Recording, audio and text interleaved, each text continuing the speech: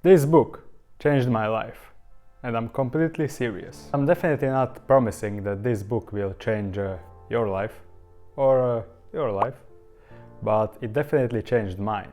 For a little bit of context, I read this book when I was 18 years old and still attending high school. And to be honest, I wasn't really at the best place of my life at that point, since I was spending most of my time just getting high with my friends after school. And yes, of course I know, it's high school. And I'm not saying I'm regretting this period in my life, but to be honest, I don't really remember much of it. At that time I was studying hairdressing, as I made it my goal to become a professional hairdresser / barber. But even though I had this vague goal of becoming the best hairdresser in the world, what the fuck? I still lacked any kind of major direction. And thanks to that, I was not really intentional with my free time. But a lot of that changed when I decided to pick up this book. And the book that I'm talking about is The Monk Who Sold His Ferrari. I'm pretty sure a lot of you already heard about it, as I feel like it's a classic in the self-development and self-help book genre. I decided to revisit this book, as for me, this book can be labeled as the start of my reading journey. I always remembered it very fondly and with a pinch of positive nostalgia. But to be completely honest with you, rereading it after 5 years, for me, it still holds up. I can definitely see why some people find the writing style a little bit corny and cheesy. So if you decide to read this book, there are some passages that definitely need to be taken with just a pinch of salt. And certainly this book can promise you a lot of over-exaggerated things that are pretty hard to fulfill, in my opinion. For example, it can promise you things like, if you apply these ancient principles taught by the sages themselves, you will become blissful, happy, and you will radiate youth and happiness and blissfulness out of you like a fountain of youth and blissfulness and happiness. And what the fuck am I talking about? I mean, sometimes you just need to hear these kind of things. Sometimes you just need to hear that you are the most unique, powerful and beautiful individual human being in the history of human beings. So I wouldn't judge the whole book just based on these few passages. But now back to some facts. The author is Robin Sharma, who is at this point a pretty huge name in the self-development and self-help genre. So I definitely feel like he has a lot to say, and I regard this book as something of his magnum opus. This together with the 5 AM Club. I also read a lot of his other books, and actually The Monk Who Sold His Ferrari is a trilogy.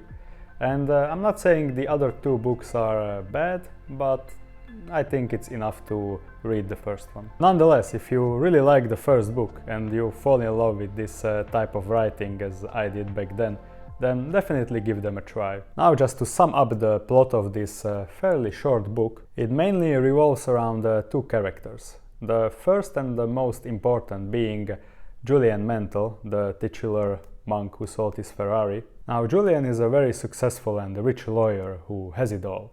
Money, fame, riches, and he fucks models. Truly a fine specimen. Every hopeful and young lawyer wants to be like him, or be with him. The book has 13 chapters in total, and the first 6 chapters revolve around Julian and the introduction of his very indulgent lifestyle, up until one life-changing moment when he suffers a heart attack at court. After which he realizes that this material and stress-heavy lifestyle is truly not bringing him any happiness. He decides to sell all of his belongings together with his Ferrari and embarks on a journey to India seeking spiritual enlightenment. There he meets a group of monks who teach him the key virtues of happiness. After his enlightenment, he decides to come back and teach everything he learned to his former student John, who is our main protagonist. He does it by telling a mystical fable which is supposed to hold all the key virtues he learned from the monks. In the remaining 7 chapters, we go over each and every element in the fable, explaining how they can be used to enhance your life. I really enjoyed this metaphorical style of teaching and writing, as opposed to the classic non-fiction literature, which can be often dry and hard to get through, as you feel like you are studying a textbook in class.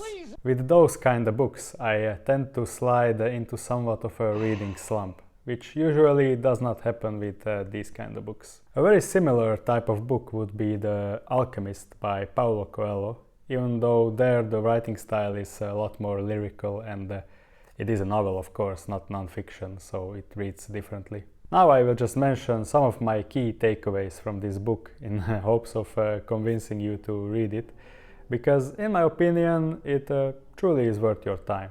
Especially if you are feeling lost in life and you just need a little bit of a nudge towards your self-discovery journey. One of the most important things I got from this book when I read it at 18 years old, having zero regard for my health or future, is the importance of building healthy habits. Most notably being waking up early, exercising daily, and reading a lot of good books. The second very important takeaway would be setting clear and defined goals. Now, hearing these two things already blew my mind, as you can imagine, since I was mostly just floating through life without a care. And yes, I know that these two things might be basic knowledge at this point, but for me back then they were truly transformative and life-changing. And probably the most important one, which I am still currently learning, is being present in the moment. I don't know how about you, but I personally catch myself reminiscing about the past and fantasizing about the future a lot of times. And that often leads me to miss out on the present moment, which, to be honest, is the only one that matters truly. If any of these topics interests you or you would like to dive deeper on them, then definitely do not hesitate and pick up this book. There is definitely a lot more to be learned and taken away from this book than these 3 examples I used. Notably, Robin also mentions the 10 rituals to self-mastery, which I found very interesting. If you read this book already, please let me know down in the comments what did you think about it and what were your main takeaways. I have decided to do something of a restart of my reading journey, as I started to feel like that I read a lot of good quality books, but never really took a lot from them. What I started doing to combat this feeling is that each and every time I pick up a book, I try to read it in a quiet environment and fully concentrated. What I also started doing is that as I work my way through the book, I try to highlight each and every passage that strikes my interest. When I finish a chapter, I go through all the highlights and write them down using my own thoughts together with the chapter summary.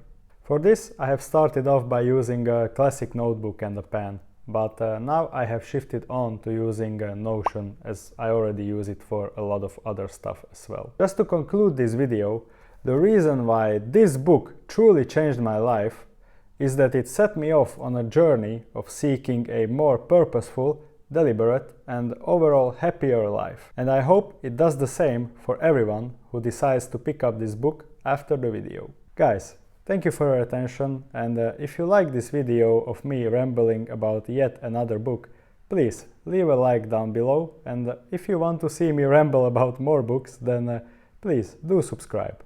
Until next time, as always, take care, people.